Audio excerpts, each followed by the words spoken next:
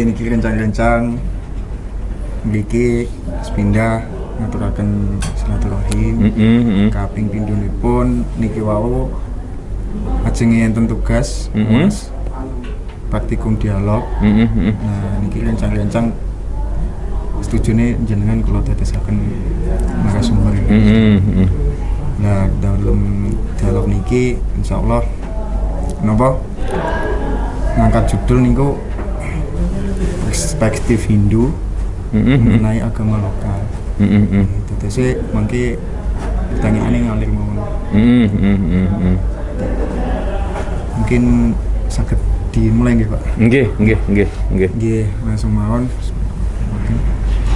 Nah itu untuk pandangan Bapak mengenai agama-agama lokal itu seperti apa Pak eksistensinya? Nggih.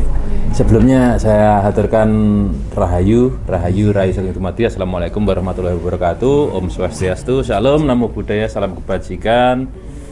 Nah, tak kenal maka tak sayang. Perkenalkan dulu, nama saya Agus Budiono atau yang biasa dipanggil Kang Dalang. Kebetulan saya beragama Hindu dan asli warga Kediri. Nah, kebetulan juga Bapak Ibu Mbah Buyut Wareng udah gantung sih gerobak gede di bawah saya orang lokal Kediri.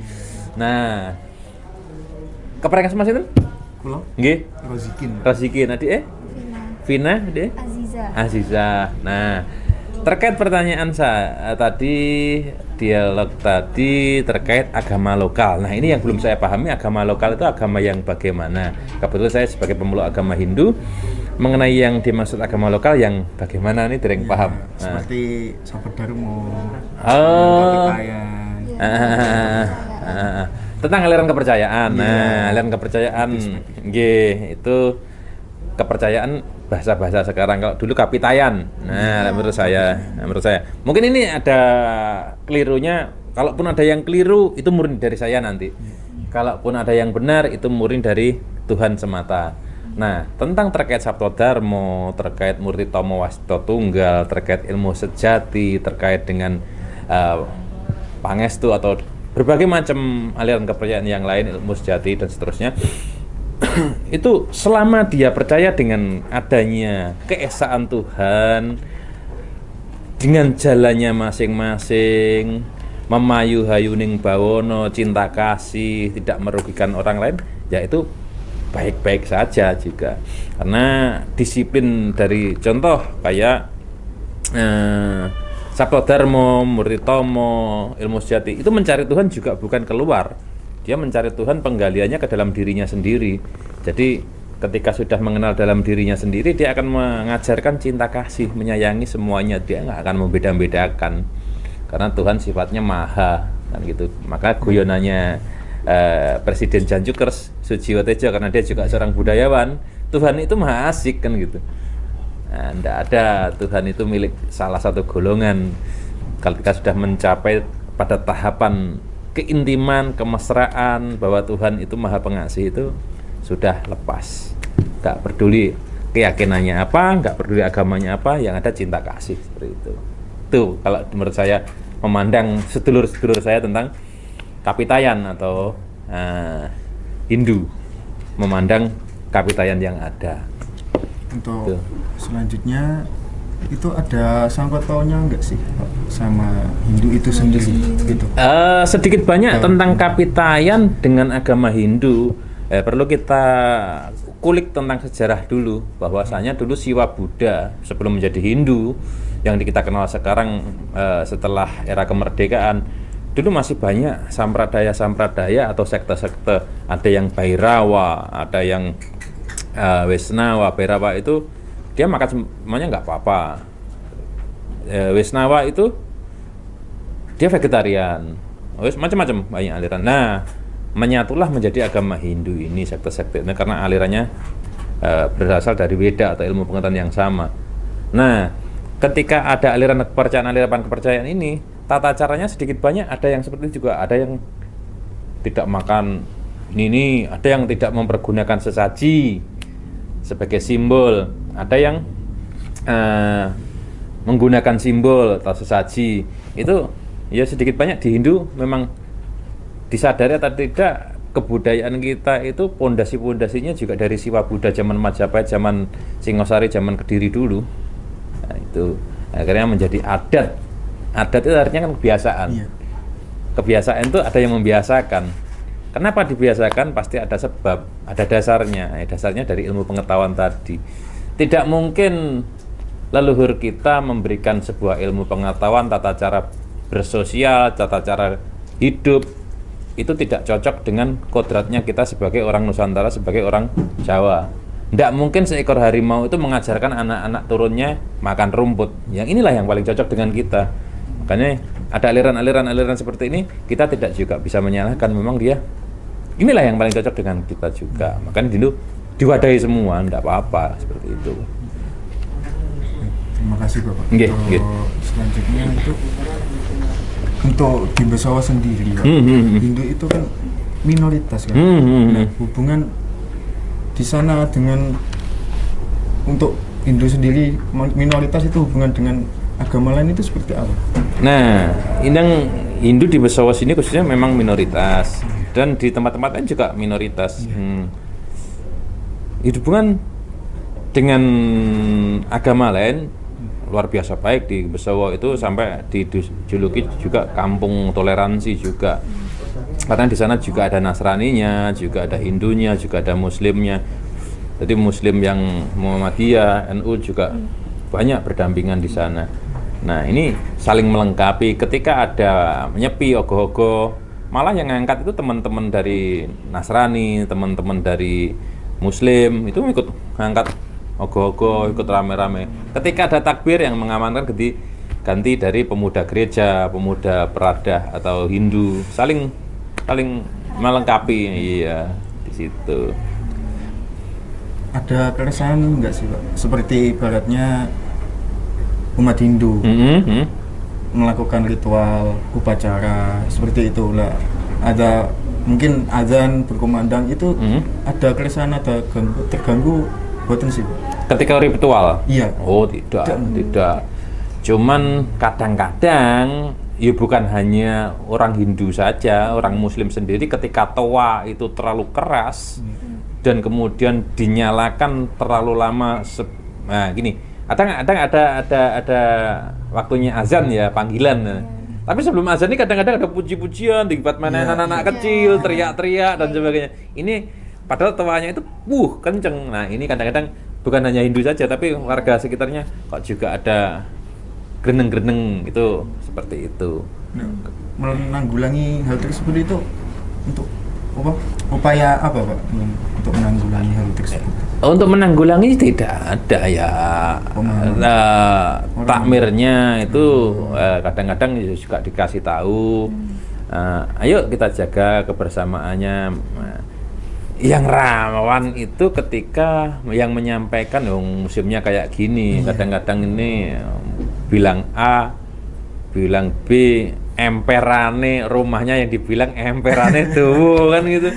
Itu yang rawan, makanya saling menjaga biar ketika ada seperti itu dari dulur-dulur Muslim sendiri yang mengasih tahu ketika seperti ini biar umat. Jadi tokoh-tokohnya sering kumpul, tokoh-tokohnya sering ngopi bareng. Intinya ya seperti adat kita, selesaikan masalah itu dengan musyawarah, nah, gitu. Nanti urusan dapur kita tata sendiri-sendiri, gitu. Ketika ada anak kecil-kecil yang teriak-teriak, seneng sih, iya, ke tempat ibadah seneng. Tapi ketika puji-pujian terlalu lama, ini akhirnya menyebabkan, wah, kok gini yo, no. Ini, tapi sudah selesai. Dikasih tahu puji-pujian 1, 2 langsung azan, oke. Yang ngelola orang-orang sendiri.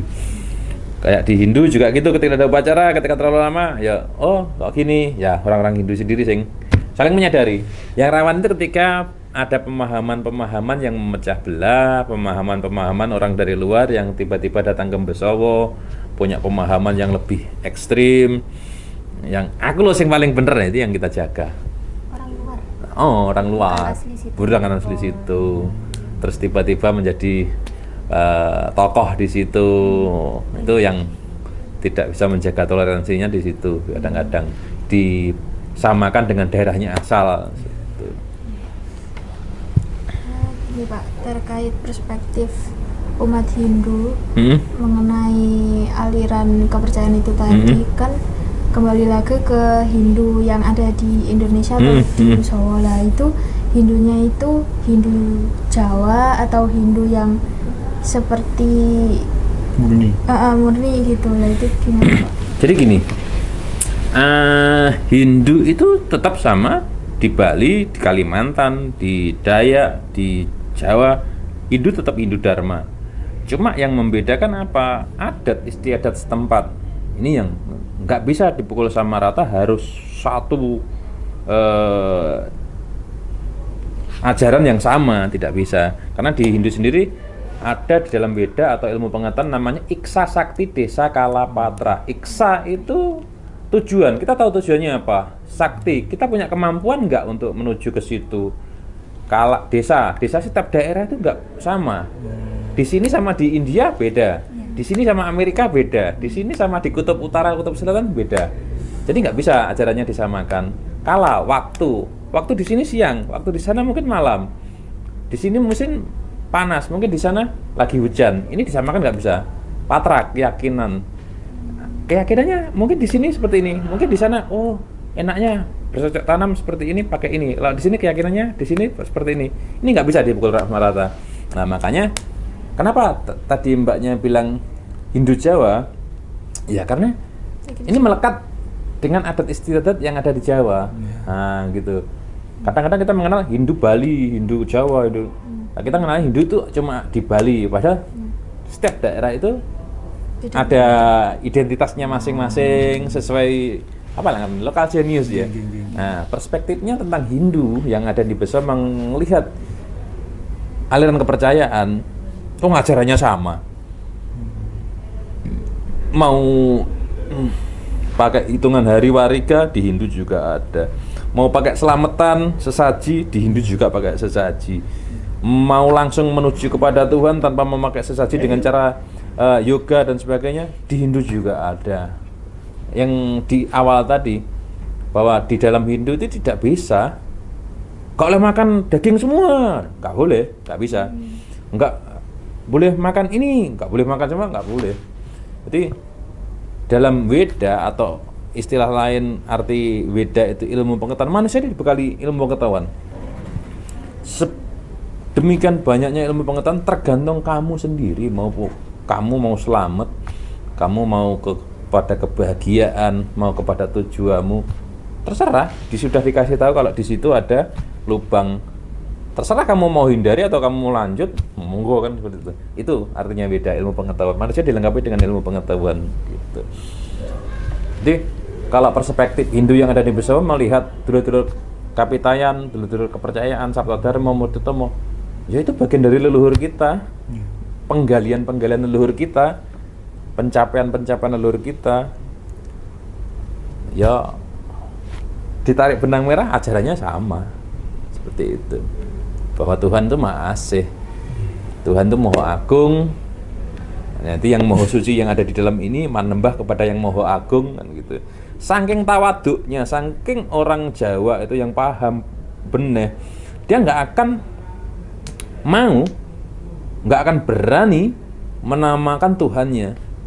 Maka istilah orang Jawa dulu Sang Hyang Widi, Sang Hyang Tunggal, Yang Maha Agung, Yang Maha Pencipta, Yang Wenang.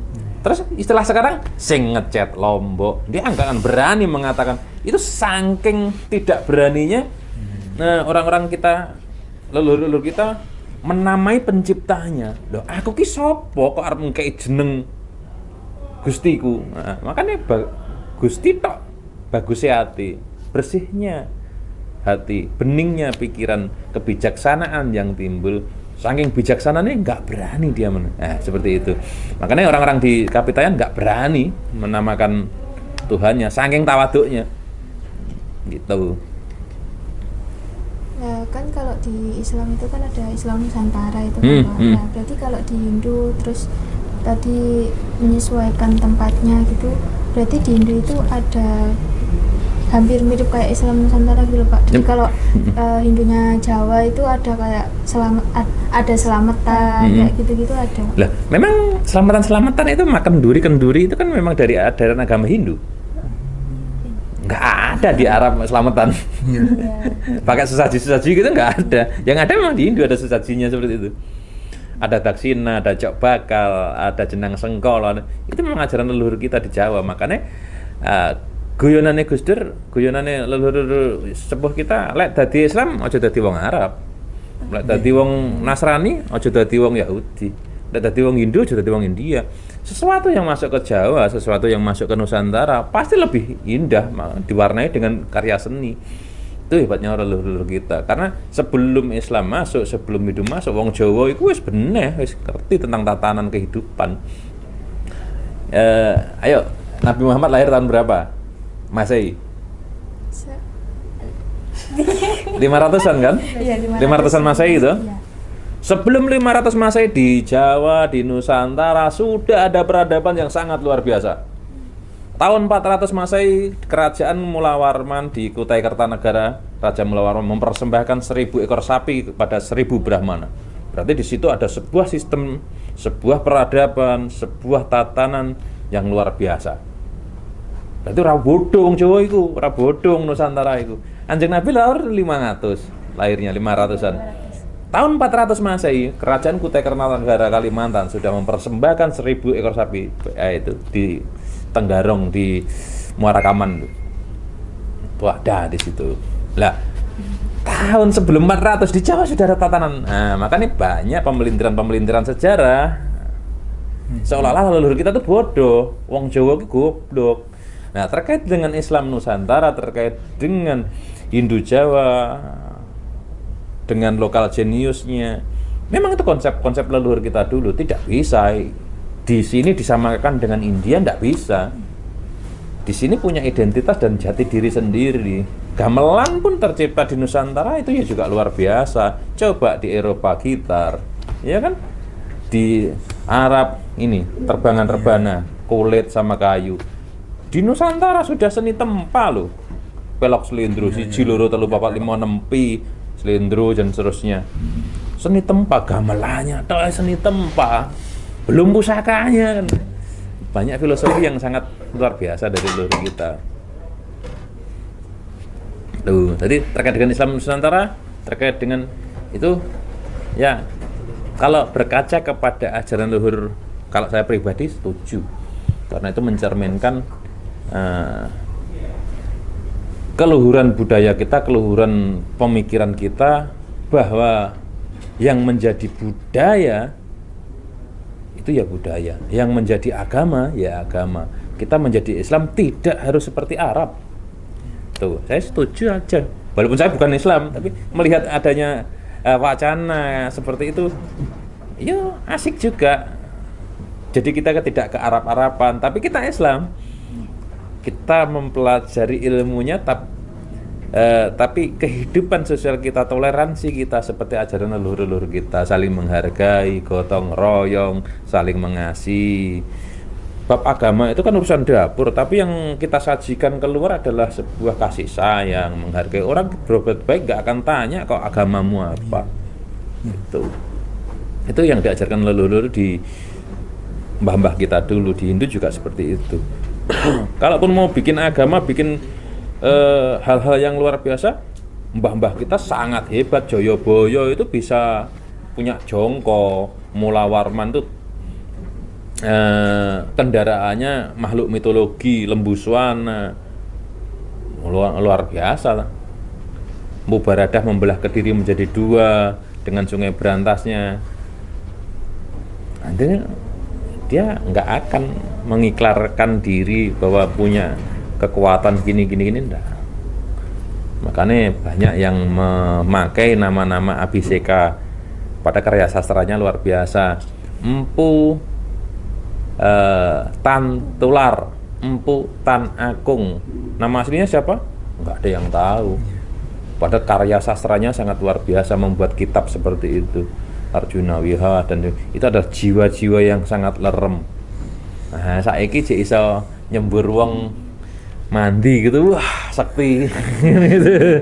Ini sangat jauh dari leluhur kita dulu.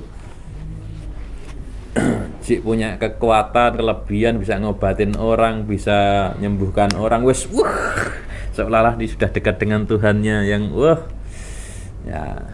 Kalau kita kembali kepada ajaran leluhur kita dulu, sangat tidak boleh bahwa aku iku dudu sapa-sapa, gak iso apa-apa, yo dudu sapa-sapa, kabeh iku ana sing ngisakne, wis lerem nek kono. Saya itu hanya perantara. Ajaran bapak kita dulu kan gitu. Tuh. Apa? Santai aja. Itu Pak, saya itu mendengar Hindu itu langsung seperti sakral gitu, ada nuansa sakralnya. Soalnya saya dulu pernah itu tur di Bali itu, ya itu nggak sengaja, itu apa istilah kembang canang gitu. Nah itu tenggelam di kolam Pak. Nah itu banyak dikatakan seperti itu. Nah kira-kira terkait kesakralan tersebut itu benar adanya nggak sih? Yang kaitannya kita di Hindu itu mengenal adanya parahyangan. Jadi kita harmoni dengan Tuhan pencipta kita. Pawongan, kita harmoni dengan makhluk sekitar kita, entah itu manusia, entah itu hewan, entah itu tumbuhan. Paleman, kita harmoni dengan alam sekitar. Unsur butakala, unsur makhluk di bawah derajat manusia. Ini harmoni. Nah, yang Saman katakan nyempar itu tadi, itu bagian dari kita menghormati, kita harmoni dengan alam sekitar, derajat makhluk di bawah kita. Bukannya kita takut, bukannya kita memuja atau nyajeni, ini enggak. Ini bentuk perhatian kita kepada makhluk ciptaan Tuhan, menyayanginya, saling menjaga. Nah, ketika disempar, ya mungkin ketika itu ada klik namanya ngentas-entas, ini dilepas lagi. Karmamu sudah selesai, kamu tidak berada di dunia ini, ayo tak tuntun, ayo tak surung, biar ini juga ikut melebur, biar ini kembali ke asal. Nah, makanya di Hindu ada namanya moksa. Moksa itu bukan hilang, bukan sirna, tapi lebih dari itu menyatu kepada Sang Pencipta. Nah, di dalam Jawa mengatakan manunggaling kalolan Gusti, nyawiji, bukan lagi berada di sisinya.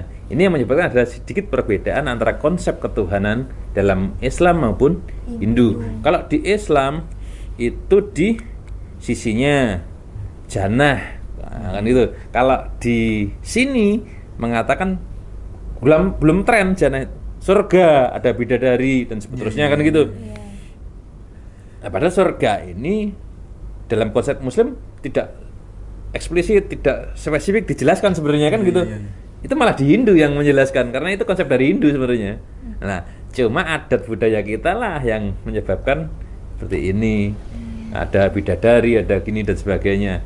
Nah, kalau saya melihat dari kata innalillahi wa innalillahi rajiun, dari sana kembali ke sana. Nah, kembali berarti kan balik asale. Mungkin bisa juga ditarik benang merah bahwa itulah konsep moksa juga. Asale kondi, balik nang ndi? Gitu. Bukan lagi tujuannya bukan lagi jannah, bukan lagi surga, tapi lebih di atasnya lagi menyatu dengan Sang Pencipta. Nah, kalau digandeng ini dengan spiritualitas Jawa atau Hindu, innalillahi wa innalillahi rajiun bukan lagi sekedar jannah, bukan lagi surga, bukan lagi sekedar neraka, tapi kembali ke asal. Sing ragam balik nang asale, sing sukma balik nang asale, sing nyawa balik nang asale, kan gitu. Nah, ini rada mumet enggak malian. Saya gini logika, ketika Tuhan itu abstrak, ketika Tuhan itu tak Ya, bisa betul. difikirkan, ketika Tuhan itu tidak bisa dibayangkan tan kena kinoyo ngopo, Ya, betul. apakah iya tujuan tertinggi dari Tuhan itu mengharuskan, mewajibkan orang untuk menikmati keduniawian? Pasti rohani itu. Nah, rohani itu enggak lanang, enggak wedok, enggak gepeng, enggak bunder. Terus lek dikei nek kono janji 72 midodari. Itu kan jasmani. Nggih. Enek mangan jasmani. Lah padahal di dalam jasmani ada rohani. Kenapa tujuan tertingginya kok jasmani? Bukan tujuan tertingginya rohani. Nah tadi harusnya la ilaha illallah. Ya. Inna ilahi Iya. Muhammad Rasulullah syahadat. Nah itu. Iki lek aku gandeng karo bolo-bolo ketika bercengkrama karo Iya, Gus-gus wong ngono kuwi. Gus, aku gini lho no. Maksa apa? Menyatu apa? Asale geni balik geni, asale banyu balik banyu. Asale sing kuwasa balik nang sing kuwasa. Innalillahi balik gak Gus? Balik. Nang kali Gus, balik. Berarti kan maksud juga. Oh iya juga ya Pak Dalang kan gitu. Masuk akal gak kira-kira? Iya. Hah? Tapi iki mungkin aku yuk keliru, tapi mungkin juga bener kan gitu. Nah, coba dibahas karo sing sepuh-sepuhan gitu. Sinau Di sinau. Iya. Apakah iya tujuan tertinggi dari yang dijanjikan Tuhan itu kenikmatan jasmani? Padahal kita punya rohani. Padahal jasmani ditinggal di dunia ini, yang rohaninya kemana? Apakah iya di kenikmatannya nanti ada kenikmatan jasmani untuk dinikmati rohani kan? Ini orang-orang Kapitayan bergeraknya sudah di dalam ini. Maka orang-orang Kapitayan, orang Hindu mengatakan, kabeh ki anak-anak Gusti, kabeh ki ciptaane Gusti. Ciptaane Gusti itu ada yang nakal, ada yang baik, ada yang jahat, ada yang baik, ada yang cantik, ada yang jelek. Tresna nono kabeh, cintai semua. Wa sudewa kutumbapam. Kabeh ki dulur. Sampean punya anak, tak seneng nih. Kira-kira sampean dadi bapak seneng gak karo aku? Anak sampean tak mong, anak sampean tak tuturi, anak sampean tak kasih. Sampean dadi bapak kira-kira seneng gak karo aku? Nggih. Kan terus seneng toh? Nggih, seneng. Tuhan juga seperti itu. Anak-anaknya so meneng ke kabeh. Wis rasa beda-bedake agamamu apa, kepercayaanmu. Wah, iki ciptaane ka Tuhan kabeh. Kamu membeda-bedakan tuh, kamu mengingkari kodratnya Tuhan. Tresnani kabeh.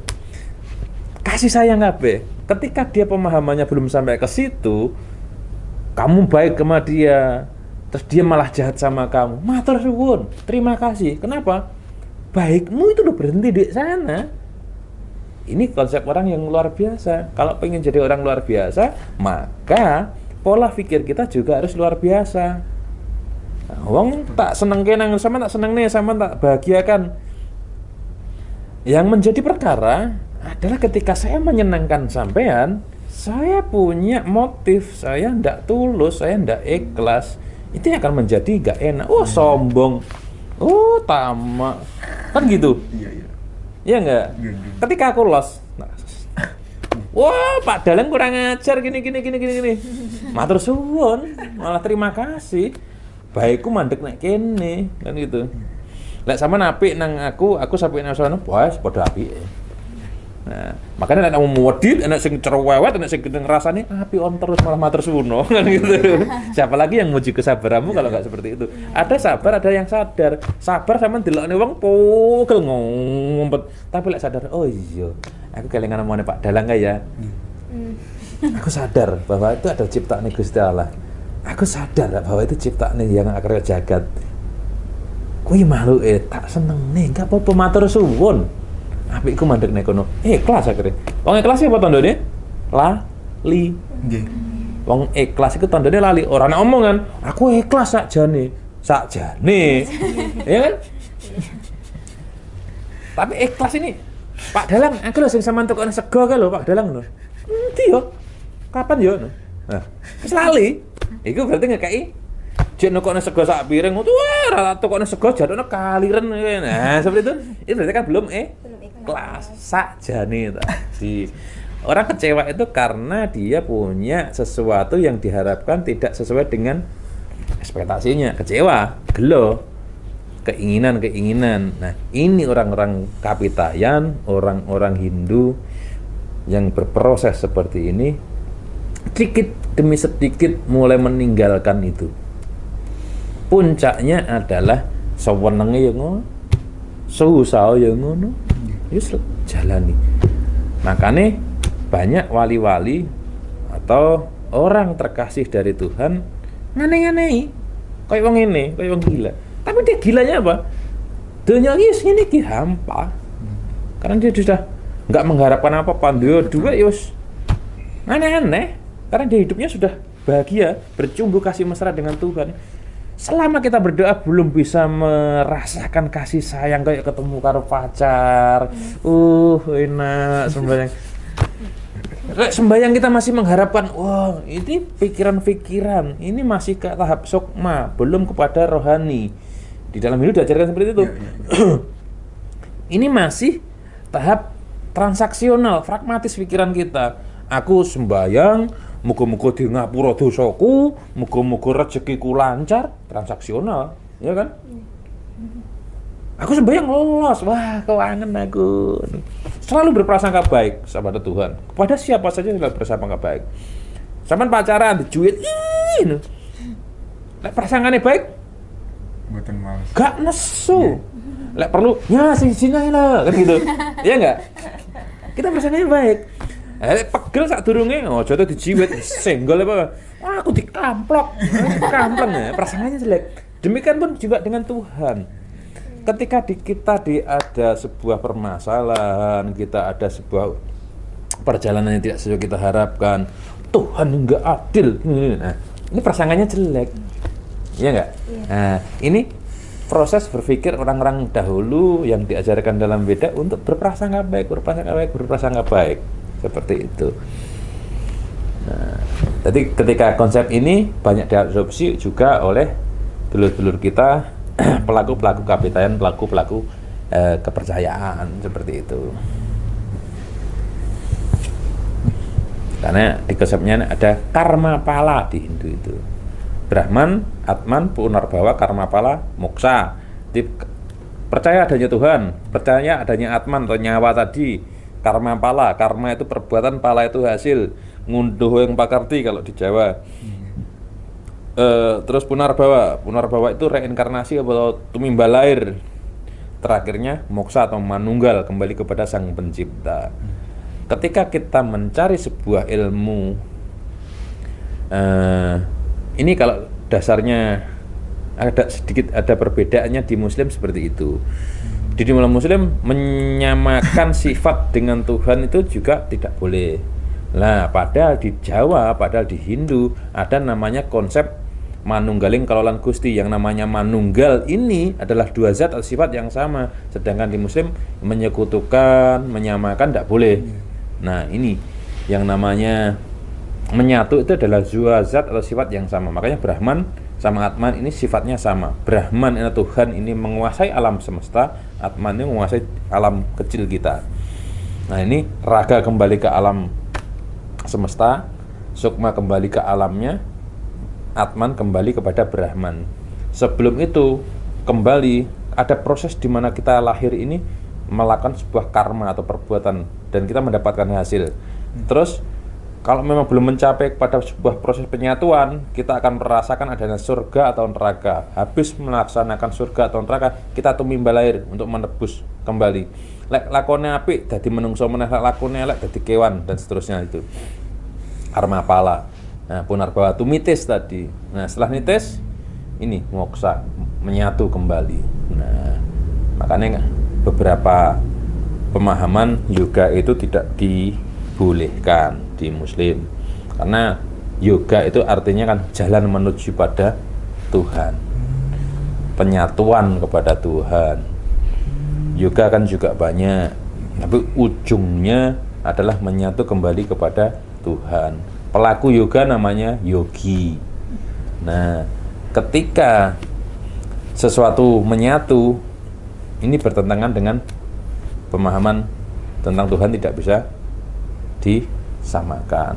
Kalau kembali kita mencari ya, perbedaannya apa sih Islam sama Hindu? Ya itu, tak tuduh ke. Kalau nyari persamaan ya memang innalillahi wa inna ilaihi rajiun. Kalau mencari perbedaan asal dari manusia di dalam pemahaman Muslim dan Hindu sudah berbeda. Manusia menurut Muslim dari apa? Segumpal tanah khusus dari sabda kun fayakun ya, kalau nggak salah. Nggih. Menjadi manusia ditiupkan rohnya ketika usia kandungan sekian gitu tuh. Kalau di Hindu enggak. Manusia itu berasal dari intisari makanan. Dari proses alam seperti itu. Di bumi kena panasi geni srengenge, kena angin wape memang dadi mendung ceblok dadi tetukulan nuwuhke tetanduran dipangan kewan mangan manungsa ampase ngengek keringet pipis di gua wiji lanang sperma wiji wedok ovum merah dan putih ketemune dadi jabang bayi. Ini dari raga kita. Manusia tidak hanya dari tanah tok, tapi ada unsur apinya, anginnya, geni, bumi. Nah, itu tanahnya. Nah, mungkin seperti itu. Tujuan akhirnya apa? Tujuan akhirnya juga berbeda. Tujuan akhirnya di Hindu adalah moksa, kalau di Muslim jannah tadi. Di Hindu percaya adanya reinkarnasi, di Muslim tidak ada, karena di dalam Muslim nanti ketika sudah kiamat baru dibangkitkan, gitu ya. Berarti konsep moksa, konsep reinkarnasi tidak ada. Ketika mati di dalam Muslim menunggu waktu nanti hari pembangkitan. Oh enggak, kira-kira. Nah, di Hindu ini berproses terus. Gitu. Berarti reinkarnasi itu langsung gitu impactnya. Jadi dari karma itu. Dari karma kita masing-masing. Ibarat gini, kalau saman berbuat baik terus kemudian saman belum merasakan hasil atau pala perbuatannya sampean tadi, di kehidupan selanjutnya lah akan menanggung. Nah, gitu. Terus yang lahir sekarang, kita lahir di dunia ini adalah untuk mencari apa sih kesalahan kita dahulu dan memperbaikinya, meningkatkannya sehingga kita berusaha untuk mencapai kebahagiaan dunia dan penyatuan kepada Tuhan. Kebahagiaan, ketentraman itu dari mana asalnya? Kebahagiaan ini apa harus dicari? Padahal kebahagiaan itu diciptakan. Bagaimana kita mensyukuri, bagaimana kita menerima, bersyukur, itu bagian dari menciptakan kebahagiaan. Moksartam jagadita yajayadi dharma. Tujuan tertinggi manusia adalah mencapai kebahagiaan dunia dan penyatuan moksa tadi. Ini kalau nyari perbedaan, kita nggak mencari perbedaan tapi mencari persamaan untuk menuju pada manusia yang berbudi pekerti luhur, kan gitu. Tahu benar, tahu salah kalau di beberapa ajaran-ajaran yang kita dulu. Mungkin sedikit Pak untuk karma. Itu berhentinya karma buruk itu seperti apa Pak? Berhentinya karma buruk itu hasil palanya. Iya. Karma itu artinya kan perbuatan. Iya, perbuatan kan ya itu dibagi dua ya Pak. Perbuatan ada tiga nih. Perbuatan mulut, bentuk perbuatan tangan, juga perbuatan pikiran. Ini hati-hati dengan pikiran, mulut, dan perbuatan. Tuh. Nah, berhentinya pala itu bagaimana? Ya kita terima. Ketika kita susah, kita sedih, kita dianiaya orang, terima kasih Tuhan. Kalaupun saya ada salah, kalau ada saya khilaf, mungkin dulu saya pernah menyakiti orang yang saya tidak sengaja maupun tidak saya sengaja, terima kasih. Kita tetap bersyukur, ikhlas menerima. Jadi tetap eling gitu. Jadi ketika disakiti seseorang, matur suwun, dia berkarma sendiri dengan diri pribadinya sendiri. Tuh. Apa? Tentang apa? Besawa.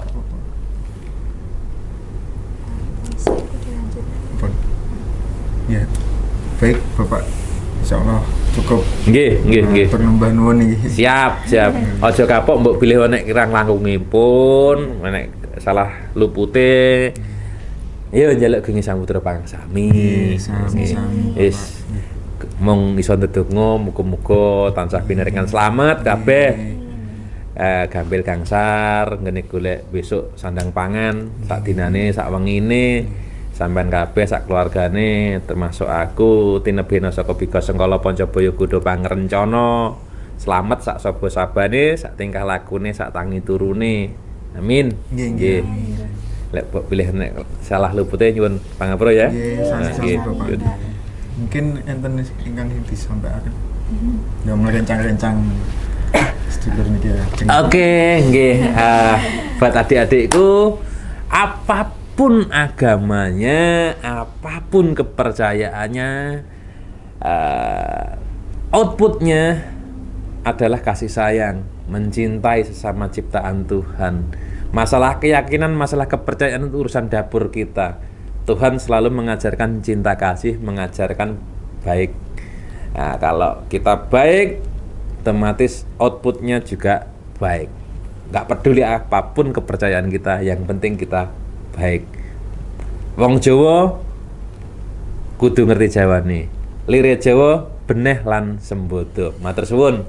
Nuwun. Nah, terus Bapak nggih. Nggih.